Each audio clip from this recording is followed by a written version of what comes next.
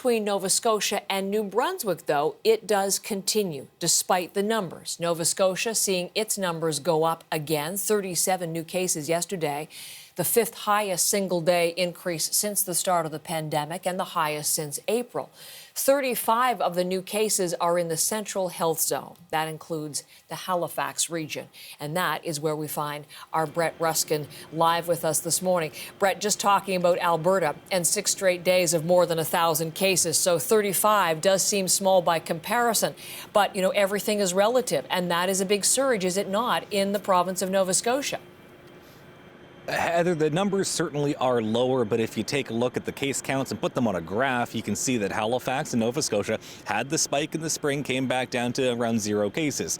Then we saw 2 or 3 cases every day, then 11 cases, which was concerning. Now 37 cases. The most daily cases that Nova Scotia's ever seen was 55. So we are close to that.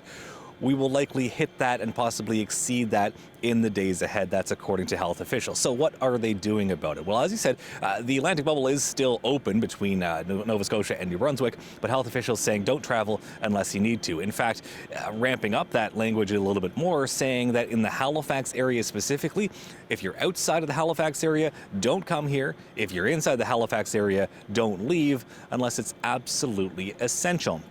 That's part of the suite of restrictions that are being imposed at midnight tonight. And they include all dining, all in-restaurant dining, which will be shut down in bars and restaurants in the Halifax area, gyms, yoga studios, organized sports, all being shut down as well. Gathering limits are down to 5 people inside. That's in the Halifax area, 10 people outside of Halifax. And so all of this is, again, trying to reduce that spike that we are seeing. Premier Stephen McNeil spoke yesterday at a news conference saying that people can still go to work, still go to school, trying to keep the economy still moving. Need to tighten up. That means limiting your movement. Go to work, go to school, get your necessities, go home. And once you're home, stay the blazes home. Stay the blazes home, again, a phrase that we recognize here on the East Coast that Stephen McNeil had coined early on in the pandemic when that first lockdown happened. Now, unfortunately, it is back again. Heather. What does the province have in mind, Brett, for enforcement?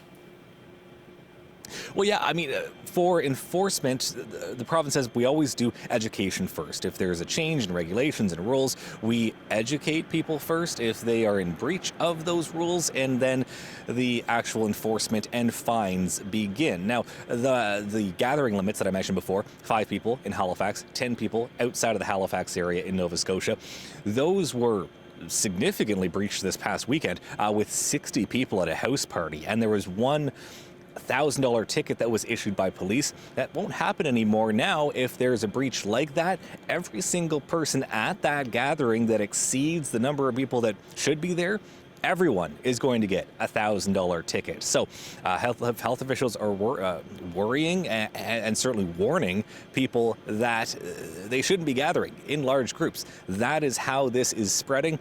So people should stay home, and again, in an effort to try to, stop this spike from continuing to climb. Heather. Brett, thank you.